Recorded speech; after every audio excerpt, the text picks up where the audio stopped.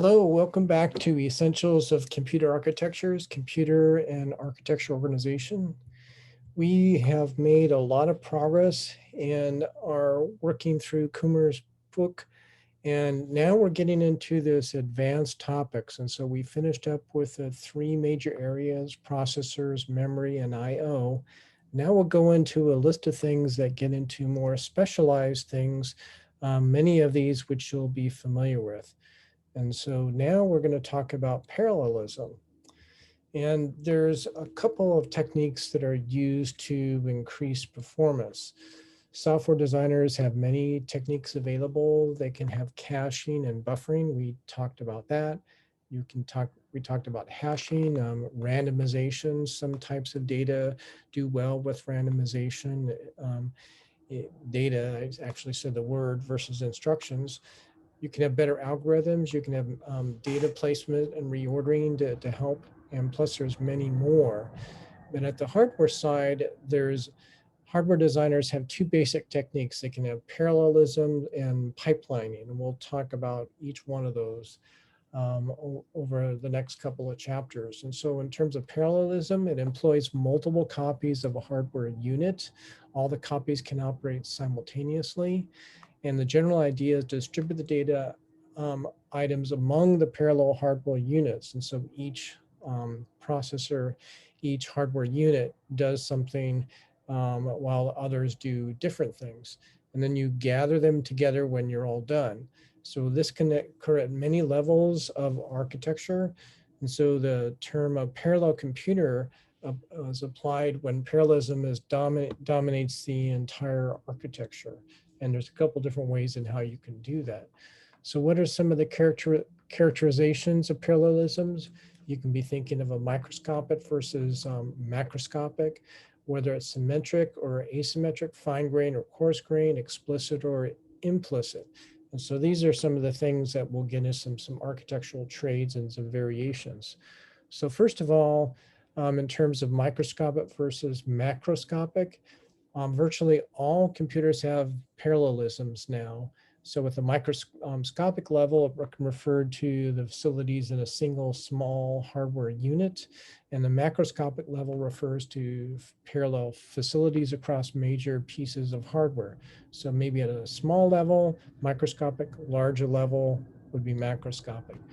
So at the microscopic, that could be things like having parallel hardware in the ALU, or it could be parallel data transfers to and from the physical memory or an IO bus. Macroscopic could be multiple identical processors, such as a multi-core. So that would be what would be considered an asymmetric way of having a macroscopic parallelism, or you can have multiple dissimilar processors. So say you have a CPU and separately you have a GPU. You can have levels of parallelism, fine-grained parallelisms, where you have parallelism among individual instructions. For example, two addition operations occur at the same time, or coarse-grained parallelism, where you have parallel execution of programs on multiple cores.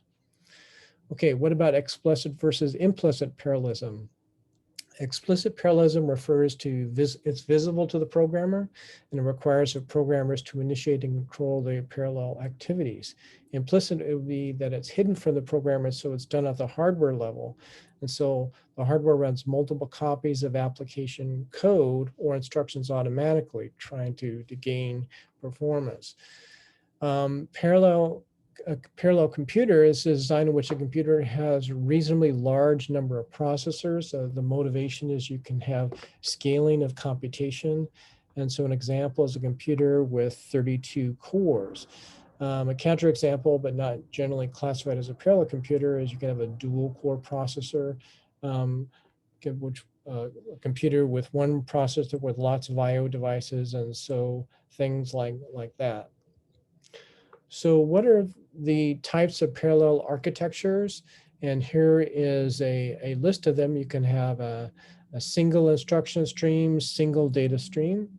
You can have a single instruction, multiple data streams. You can have a multiple instruction, single data stream, or a multiple instruction and multiple data streams. So this is widely used terminology. So, and that's something that we will consider. And this one, the multi-instruction single data stream is quite unusual, but to fill out the taxonomy, that's what we're showing all of those. So first of all, SISD. So it's a conventional non-parallel architecture, the way things were done in the beginning. So the processor executes one instruction at a time. Each operation applies to one set of data items, an operand, and the synonyms include sequential architecture or a uniprocessor. Well, what about a single instruction, multiple data? So in this case, each instruction specifies a single operation.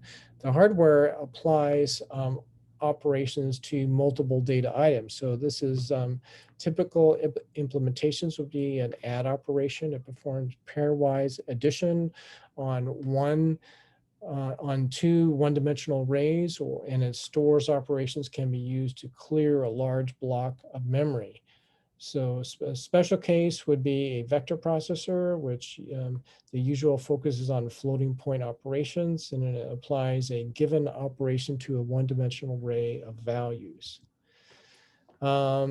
So if you think in terms of matrix algebra, here are some things that you can be thinking about for a conventional processor. This is how you would be starting to do this computationally. And a vector processor can actually be looking at those more as vectors and matrices directly, take the results and then put it into V. So instead of just doing it one of those elements at a time, you can be doing computationally vectors, a whole row or column or matrices at a time. So vector code is trivial per se, as it's saying here, and that there is no iteration. Compiler generates a single vector instruction, and a computer has k copies of the multiplication hardware vector longer than k to do these multiple steps. So in the hardware, you're doing a lot of these. So something underneath the hood that maybe a programmer would not have to think about. Now, in terms of a graphic processor unit, it's a special purpose graphic processor. It follows the SIMD design. And typically many GPUs are on a single graphic interface card. So, and the technique is to divide the image or video frames into many parts and have each GPU work on one part. Modern GPUs also have conventional operations, which you can think of those as being called scalar. Well, what about multiple instruction, multiple data? Parallel architecture with multiple physical processors is what this represents. And so each processor can run an independent program, and it may have dedicated IO devices, e.g. its own disk. The parallelism is visible to the programmer, and it works best for applications where computations can be divided into separate independent pieces. So what are the popular categories for multiprocessors? You either have a symmetric or asymmetric. The symmetric multiprocessor, most well known is the MIMD architecture. It's a set of n individual processors. Historical examples of SMP computers are Carnegie Mellon University, CMMP, the Sequent Corporation, and NCORE Corporation. The current example, what we're more familiar with, is just to be thinking about multi-core CPUs. So here's an illustration of a symmetric multiprocessor. You can see how it's balanced in the way that you see the connections, and all of the multiprocessors are the same. So the major problem is that the contention for memory and IO devices would be there. And to improve performance, you would be providing each processor with its own copy of a device. In terms of an asymmetric multiprocessor, it's a set of processors of various types. We mentioned like a CPU and a GPU. It can have processors optimized for specific tasks. You can have special purpose processors that are invoked by main processor processor is needed. And so the example, like I mentioned, a GPU could have a math coprocessor, you could have an IO coprocessor, which is optimized for handling devices and interrupts. Microcontroller, which we have had a chance to do with some of our Arduino evaluation and testing is another example in that same vein. So in terms of programmable IO processors, this is an old idea. It was pioneered in the multi-frame computers of the 1960s, and examples were IBM mainframe, that they had something called Channel, or CDC mainframe, another company, which had a peripheral processor. And in some ways, it's making a comeback to some degree, is now used in large systems.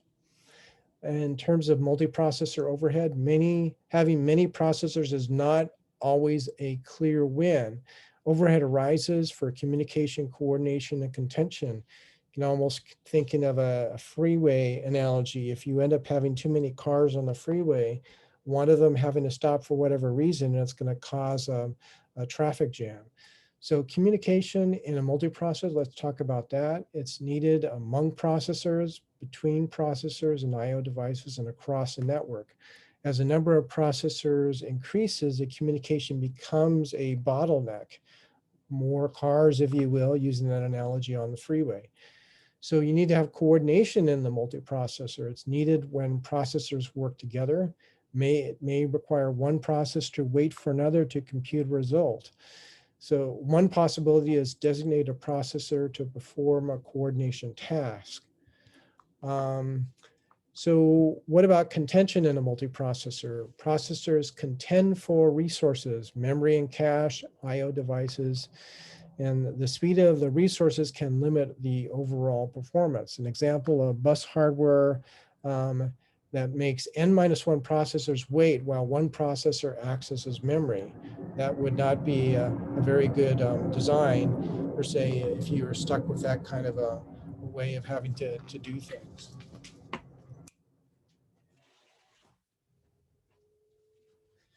So in terms of performance of multiprocessors, it has been disappointing.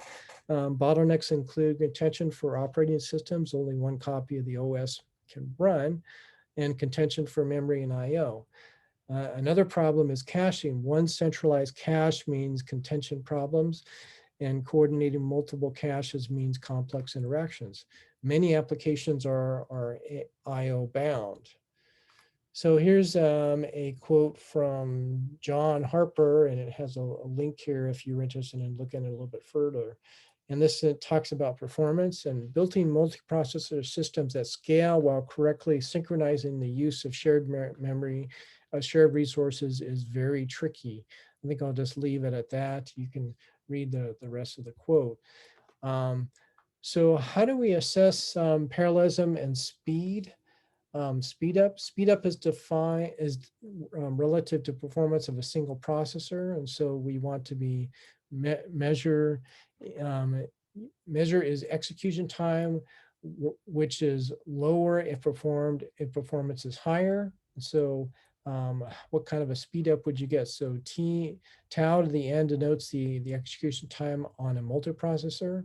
So down on the denominator, and tau to the tau one denotes the execution on a single processor. And the ideal is speed up would be linear in terms of the number of processors. And here is that linear projection in terms of equation. But typically you can see you get to this point of saturation that even if you have more processors, it's not really improving at all. And interesting enough, if you continue to go up, it's get to a point where performance is actually going to go down. So you're actually losing rather than continuing to gain. So the consequences for programmers is writing code for multiprocessors is difficult. It needs to handle multiple exclusions for shared items. And the typical mechanism is to use locks. Performance may be worse than a single processor, as we showed in the previous graph. And so we want to be aware of vendors selling multi-core systems, just thinking just by having multi-cores, that is a solution. projects where software engineers must exploit multi-core to achieve higher performance. If you're kind of bound, like you have to do that, that could also be a caveat you want to be thinking about. So let's talk about the need for locking. Consider a trivial assignment statement of x plus 1 and put that into x. So the typical code for assembly languages would be what it would look like. So on a unit processor, this would, no problems would arise, but let's consider a multiprocessor. So you load from the register to X, you increment it, and then you store. And so now, what if we run into this kind of problem? Suppose two processor cores attempt to increment item X. So the following sequence can result. Processor 1 load, processor 1 increments, processor 2 loads, and into register 5, processor 1 stores, processor 2 increments, and processor 2 stores. So you can see that they're both kind of running into that same kind of contention. So the only way you can prevent that from, say, having it increment twice is to have a hardware lock. And so this would be a separate lock assigned to each item. And so each lock is assigned an ID. If lock 17 is used, the code would become this. And so you would have lock. And so then you have this whole type of processes made sure that it's making sure that it all is done by one core. So programming parallel computers, it's in terms of two types of parallelism. There's an implicit or explicit. Implicit, the programmer writes sequential code, the hardware runs many copies automatically, or explicit, that the programmer writes code for parallel architecture. So the programmer has to actually do this, and the code must use locks to prevent interference. The conclusion is explicit parallelism makes computers extremely difficult to program. So what about programming symmetric and asymmetric multiprocessors? Both types can be difficult to program. Symmetric has two advantages: only one instruction set to learn. The program does not need to choose processor type for each task. So that would be something if everything's common. For asymmetric, then you have to be thinking about each device. And so the programmer can use a processor that is best suited for a given task. And so there may be times when a GPU would be easier, better performance, and so you would be wanting to use that versus the standard processor. What about redundant parallel architectures? This is used to increase reliability rather than performance. Multiple copies of hardware perform the same function, and then you have a watchdog circuit that detects whether all units compute to the same result. So this can be used to test whether hardware is performing correctly and to serve as a backup in case there's a hardware failure. So what about the terminology for degree of coupling? You can have tightly coupled or loosely coupled multiprocessors. So for tightly coupled, you would have multiple processors in a single computer. The buses are switching fabric used to interconnect the processor memories and I/O, and it's usually one operating system. That's how that would be configured. In terms of a loosely coupled, you have multiple independent computer systems, and the computer networks is used to interconnect to the system. So you have computing capabilities that are not co-located, that they're at different locations. And so each computer runs its own operating system. And so this is known as distributed computing. What about cluster computing? This is a special case of distributed computer systems. All the computers work on a single problem. Works best if the problem can be partitioned into pieces. This is currently popular in large data centers. The modern supercomputer is an example of a cluster. And so here's some example of some of the supercomputers, and they continue to get faster and larger on a regular basis. What about grid computing? It's a form of loosely coupled distributed computing. It uses computers on the internet and it's popular for large scientific computing. And SETI, the search for extraterrestrial intelligence, an example that's using that. So in summary, parallelism is fundamental. It's definitely used. Most likely the computer that you're watching this on is based on a multi-core, so it's using a form of parallelism. The Flynn's scheme classifies computers into, there's actually 4, but one of them, as we said, really isn't useful. We have the original conventional uniprocessor, SISD. You can have a vector computer, an SIMD, or an MIMD, which is a multiprocessor. So those are the types of classifiers. And in terms of multiprocessor, you can either have symmetric or asymmetric. Symmetric, they all look alike. Asymmetric, you can have a GPU versus a CPU. And you can either have explicit or implicit parallelism.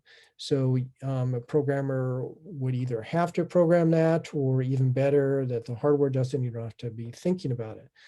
The multiprocessor speed up usually is less than linear. We showed some graphs of how that plays out. Programming multiprocessors is usually difficult. The programmer must divide tasks into multiple processors, and locks are needed for shared items. And parallel systems can either be tightly coupled, so this would be for a single computer, or loosely coupled, where the computers are connected over a network. Well, that's it for this chapter. Thank you very much.